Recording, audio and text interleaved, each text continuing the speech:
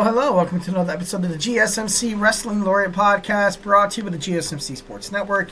I'm your favorite wrestling fan here, Eric, always here to bid you guys hope you guys had an amazing Thursday. We are looking forward to some Friday. Well, no, I'm sorry. You guys had an amazing Friday. Sorry, guys. Gotta be honest, completely, breaking fourth wall here. I'm sick. I'm pretty sick. I caught the cold recently. But we're going to see if we can get through this. Like, my voice, I don't know if it's going to sound a little hoarse. I might sneeze a couple of times. Maybe you might see some boogers coming down my nose. I'm just kidding. No, all in love. Definitely we're still going to have a good time. So thank you guys so much for tuning in to the GSMC Wrestling Laureate Podcast, brought to you by the GSMC Sports Network.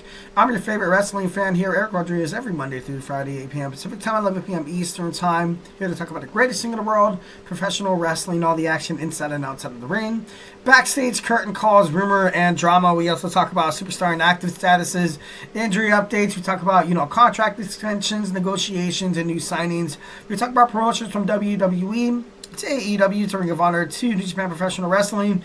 Basically, if it makes major news in the world of professional wrestling, we talk about it here on this show 1,010%. So make sure you guys Superman punch that like and subscribe button to the show so you guys can get some notifications and stay up to date to the newest episodes of the GSMC Wrestling Laureate Podcast. Also, some of the awesome podcasts that we have already on this, on this sports network. All right. We have a great show for you today on tap. Today we're going to talk about some WWE SmackDown. We're going to talk about my TNA and Ring of Honor review. We're also going to jump on into some Becky Lynch news. Becky Lynch has recently, she was on, I think, what was it? Becky Lynch, she was absent in WWE after quite some time. She made where was it? Vulture or something? Vulture Fest in NYA in East Los Angeles, where she addressed the WWE Universe about her future, basically kind of hinting at her WWE return. We're going to talk about that. In our fourth segment, we're going to talk about Shinsuke Nakamura returning to WWE. We're going to talk about possible storylines. We're going to talk about something, some things that he's had in the past. Some things that we want to ultimately kind of avoid as a WWE creative writer. Something that you don't want to do to kind of have Shinsuke Nakamura kind of wind up in that same spot where he was, he was kind of like not a jobber. I don't want to say a jobber. I don't want to disrespect him like that. I feel like ultimately, like he was, this under the radar superstar. He was, got to the point where he was helping put over young talent. And, he lost all of his credibility. He lost all of his storylines. He lost his character. And it got to the point where people were like, okay, we'll just have someone defeat Shinsuke Nakamura. Shinsuke Nakamura turned into a pumpkin, basically. If you're, if you're into, like, NFL betting, or if you're, watching the NFL, and sometimes, like, Sam Darnold, where he turns back into a pumpkin, where he kind of stays recluse, where basically all talent, basically all that flash kind of subsides. So, Shinsuke Nakamura right now, I feel like him coming back to WWE, it has to be big. And our fifth and final segment, we're going to talk about my Friday Wrestling News Roundup. We'll talk about all the latest breaking news that surrounds the world of professional wrestling. I'm going to give you guys my hot takes about it, and we're going to have a good time. All right, so let's go ahead and jump on into it. But before we do any of that, I just want to remind you guys to go ahead and hit up the Super Chat. Obviously, whether if you're going to bring a question or hot take in terms of the world of professional wrestling, here at the GSMC Sports Network, we want to make sure that you guys feel like we are, make sure you guys feel like we are absolutely open for you guys' opinions. We are all ears, 1,010%. Obviously, we want to keep the conversation going, making this party lively, making sure that you guys feel like your voice is part of the mix. And open chat, drop your thoughts inside that chat. And if you really want to make sure your comment, question, or concern gets noticed, why not use that Super Chat? Go ahead and click that $sign right next to that chat box. Basically guarantees anything you guys put inside that box is going to be featured on the show 1,010%. So, don't be shy and drop your thoughts inside that chat. Support our channel. Obviously, this is a great way to support the GSMC Sports Network. Your Super Chats obviously keeps us, keeps the lights on, so we can keep bringing you guys even more awesome sports content that you guys love so dang much. We are super grateful for each and every one of you guys who joins us here daily on the GSMC Sports Network. Your support makes all the difference. So let's keep the conversation going. Send in those super chats and those super stickers because you guys are super awesome. And together we make sure this podcast is, bigger, better, and stronger than ever. Once again, super chat, not your thing. It's all good. Go ahead and hit up the tips and donations link at the GSMCpodcast.net. Tell me what you like. Tell me what you don't like. Just remember to Superman punch the like and subscribe button to the show. Follow the show. Follow the network here at the GSMC Sports Network. We do love a lot of peace, love, and positivity 1,010%. But of course, in talking sports, it's inevitable. Criticisms, some disagreements are going to happen, and it's all good. It's all gravy. It's all good in the neighborhood. We just want you guys to feel open to kind of drop whatever you guys feel like inside the chat. So don't be shy. All right, I gotta be honest with you guys. Just talking about that, I feel like my voice is already so hoarse. So if I keep these segments kind of short, please forgive me 1,010%. All right, so we're gonna talk about some WWE SmackDown. We are live in Salt Lake City in the Delta Center. We're gonna find out. Basically, we have a couple more shows until WWE Survivor Series. Obviously, this WarGames match is still building up.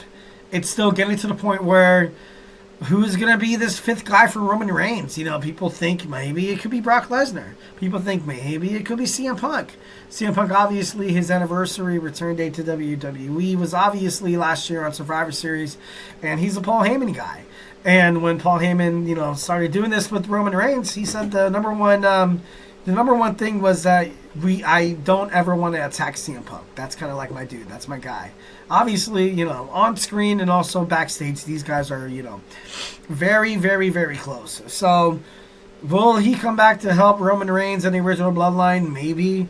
But, with Bronson Reed kind of coming into the fray, I think you've kind of already suggested, implemented, kind of cemented that it's going to be Seth Rollins. That's really the only thing that makes sense. I kind of compared it to the AEW Blood and Guts match, where basically Hangman Adam Page joined Matthew Nicholas Jackson, Jack Perry, and Kazuchika Okada, the AEW Continental Champion. Basically because you have a common enemy. He hated Swerve Strickland, and he did not join the match until Swerve Strickland did, and then all of a sudden he was just... And during the match, all he did was fight Swerve. So, that could be possibly what Seth Rollins is going to do. Maybe he finds himself coming in last, and he, during the match, the first person goes out. Okay, Seth Rollins is like, yeah. And then, the second person comes out. Maybe Roman Reigns looks at Seth Rollins, and he's like, all right, go out there and get out there. And he's like, you know what? You're not my boss. You don't run me. I run you.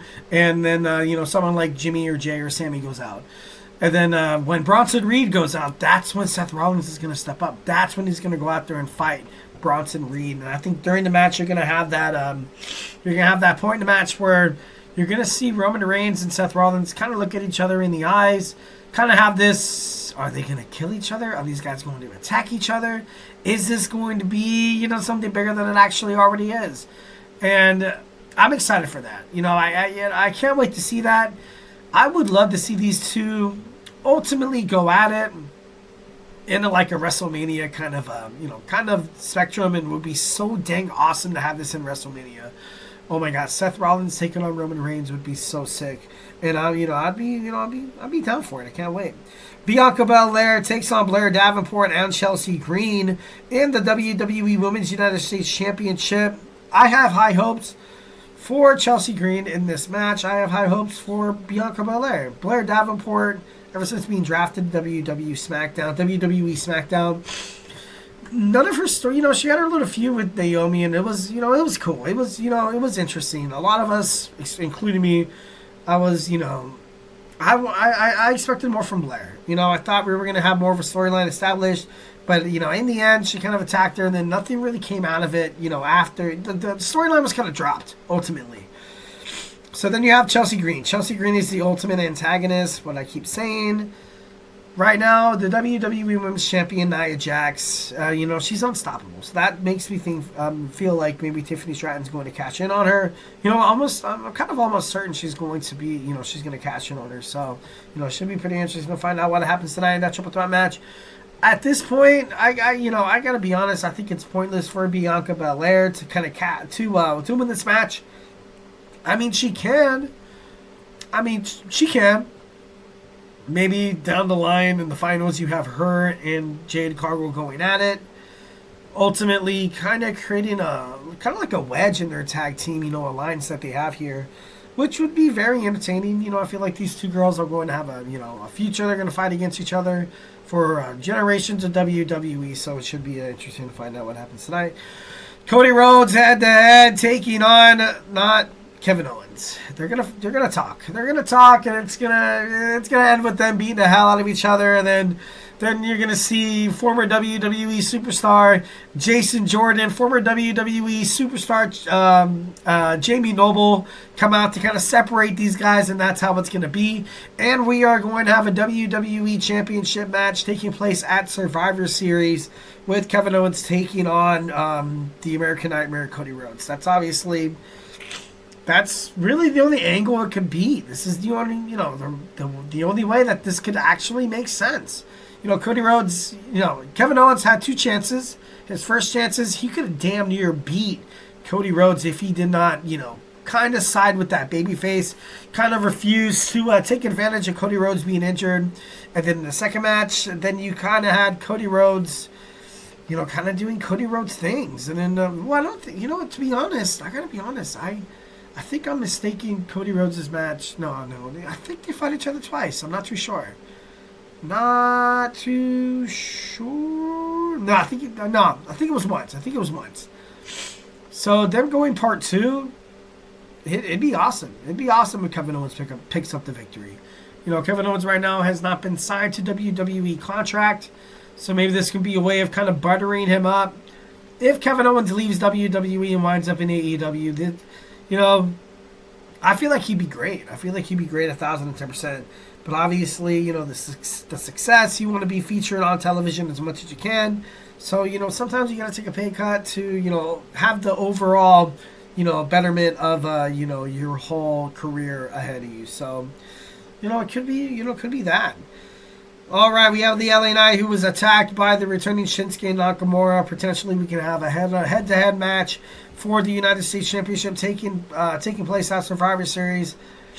Also you have Legado del Fantasma, not Chavo Guerrero, oh my God. All this NyQuil and DayQuil is starting to get to me, guys. Santos Escobar can definitely be a WWE United States champion. Bronson Reed, we're going to find out. We're going to hear from him tonight on, in his point and why he joined the Bloodline. And maybe, he finds a way to kind of irk Seth Rollins after he irked him after, Monday Night Raw went off the air. Because being brutally honest, the reason why Seth lost was because of Solo Sikoa's, interference. So yeah, it should be a pretty awesome episode of SmackDown. I can't wait to watch it. Obviously, I've not checked a single shred of social media. No TikTok, no Facebook, no Instagram for any content or updates. So I'm going in absolutely blind. Can't wait to watch it. All right, guys. So hey, do not go anywhere. We're going to jump on into my Thursday night wrestling review. We're going to talk about Ring of Honor and TNA Impact. So grab your favorite snack, grab your favorite ice cold beverage. You join me here in about 25 seconds. So hey, do not go anywhere.